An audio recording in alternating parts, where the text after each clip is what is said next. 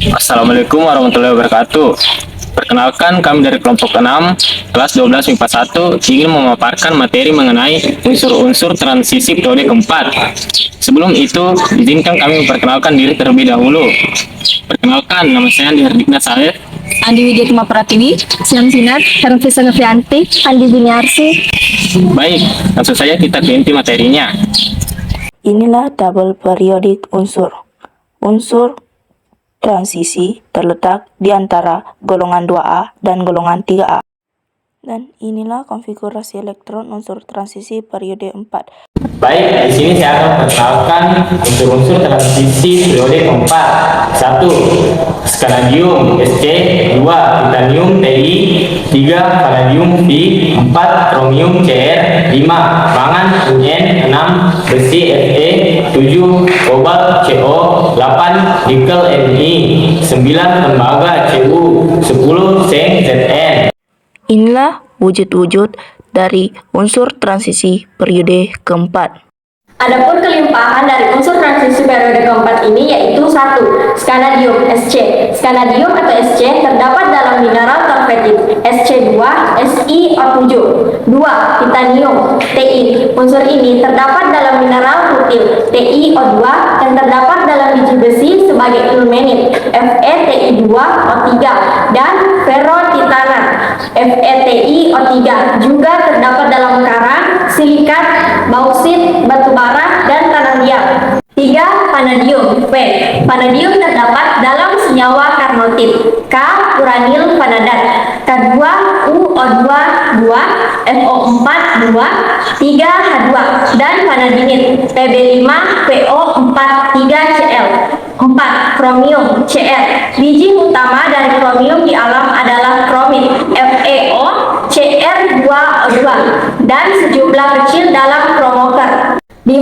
Mangan Mn. Biji utamanya berupa nulosid batu kali MnO2 dan produk prosit MnCO3 dan diperkirakan cadangan Mn terbesar terdapat di dasar lautan. 6. Besi Fe. Besi atau Fe adalah unsur yang cukup melimpah di kerak bumi, sekitar 6,2% massa kerak bumi. Besi jarang ditemukan dalam keadaan bebas di alam. Besi umumnya ditemukan dalam bentuk mineral atau biji besi, seperti hematit, Fe2O3, siderit, FeCO3, dan magnetit, Fe3O4.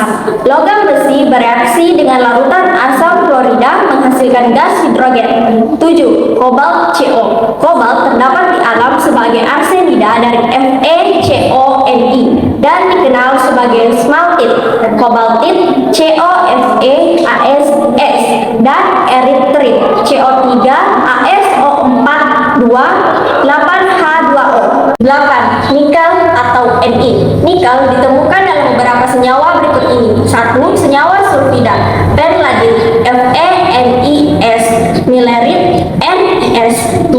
Senyawa arsen smaltit NiCoFeAS2. 3. Senyawa silikat garnerit NiMgSiO3. 9. Tembaga Cu. Tembaga atau Cu merupakan unsur yang jarang ditemukan di alam atau presius metal. Tembaga umumnya ditemukan dalam bentuk senyawanya yaitu biji mineral seperti pirit tembaga, kalkopirit CuFeS2, bornit Cu3 FeS3, kuprit Cu2O, melakonit CuO, malasit CuCO3, CuOH 2 kali. Semua senyawa tembaga 1. Bersifat diamagnetik dan tidak berwarna kecuali Cu2O yang berwarna merah. Sedangkan semua senyawa tembaga 2 bersifat paramagnetik dan berwarna. Senyawa hidrat yang mengandung ion Cu2+ berwarna biru. Beberapa contoh senyawa yang mengandung tembaga 2 adalah CuO hitam, CuSO4 5H2O biru, dan CuS hitam. 10. Seng Zn.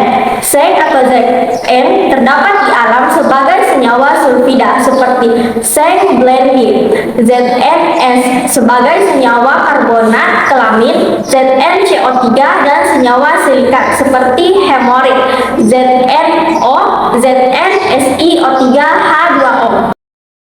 Adapun sifat-sifat unsur transisi adalah sebagai berikut. 1. Tidak semua senyawa berwarna karena mana ada ion logam transisi yang tidak memiliki elektron tunggal di subkulitnya ketika membentuk senyawa. Contohnya Sc dan Zn. 2.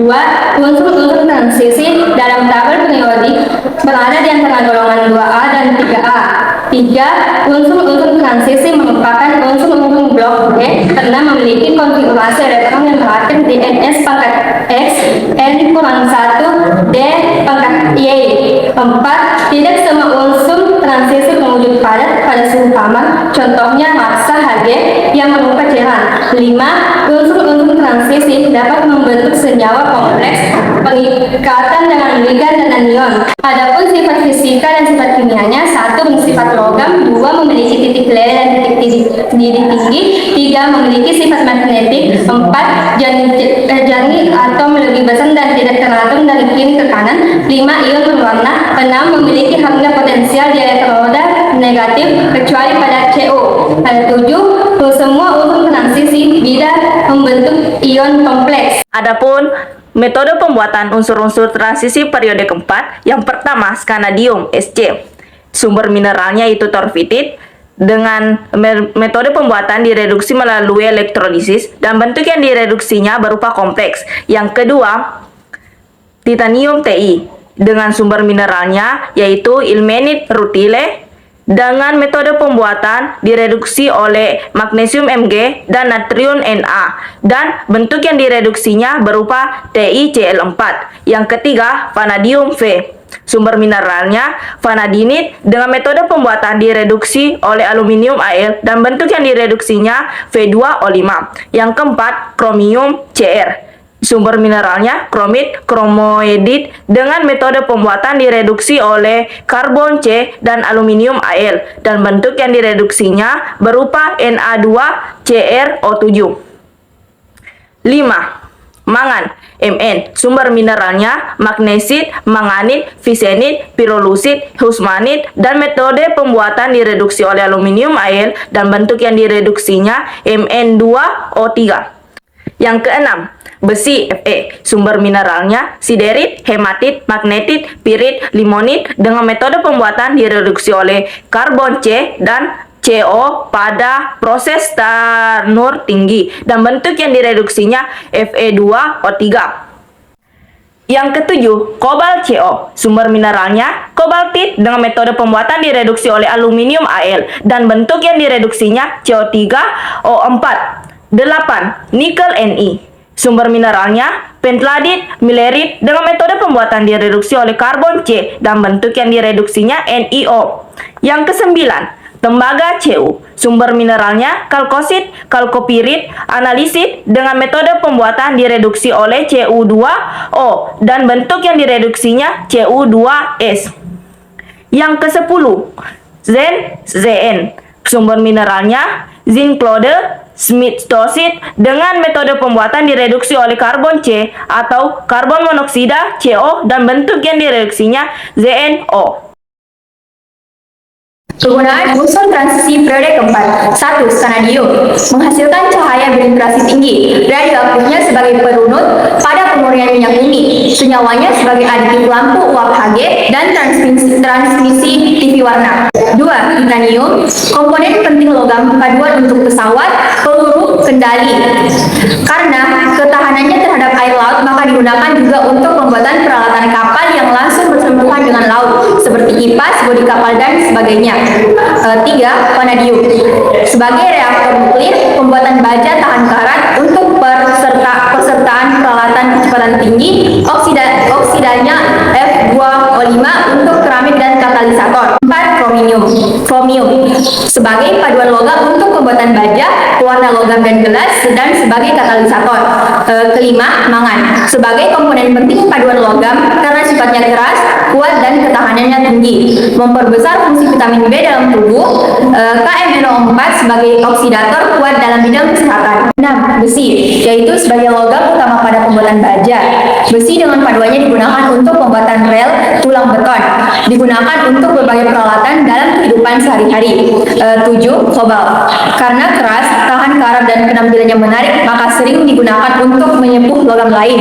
Pewarna biru pada porselen, kaca, genting, pewarna sumber sinar gamma dalam bidang kesehatan. 8. Nikel, yaitu sebagai paduan logam baja dan logam lain, pelapis permukaan logam, sebagai katalisator, pewarna hijau pada keramik atau porselen, komponen pada baterai. 9. Tembaga, yaitu sebagai peralatan kelistrikan, sebagai rangkaian dan kawat kabel, logam paduan pada kuningan dan perunggu.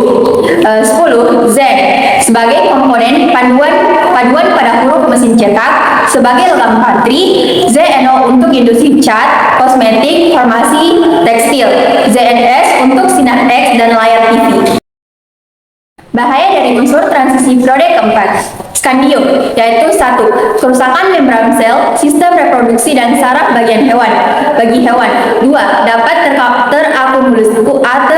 terakumulasi dalam tubuh manusia yang dapat memberi efek negatif pada hati. 3. Kerusakan paru-paru dan kanker. Titanium, 1. Dapat menyebabkan gangguan pada sistem pernafasan, kontak pada kulit dan mata, dapat menyebabkan iritasi. 2. Dalam bentuk bubuk logam, mudah terbakar dan meledak.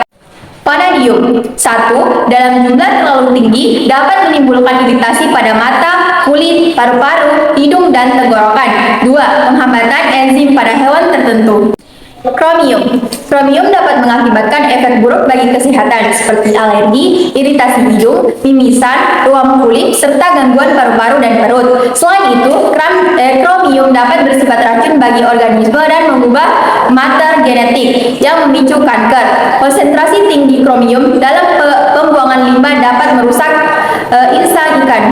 Mangan, dan dampak negatif kelebihan mangan terjadi terutama di saluran pernapasan dan otak. Mangan juga mengakibatkan Parkinson, emboli paru, dan bronkitis. Pria yang terpapar mangan dalam jangka waktu lama berpotensi mengalami impoten. Besi, pada besi, 1. Kontaminasi dengan besi secara berlebihan dapat menyebabkan keracunan. 2. Kontaminasi dengan besi berkarat dapat membahayakan tubuh, salah satunya terkena tetanus. Kobalt, yaitu 1. Bersifat toksis namun lebih rendah dibanding logam-logam lain dalam tanah. 2. Dapat menyebabkan iritasi dan gangguan. Nikel, yaitu kerusakan tanaman, lahan, dan hutan, dapat pula menyebabkan hujan asam dan polusi akibat asap. Kesemuanya akibat pertambangan karena unsur ini diperoleh dari proses penambangan.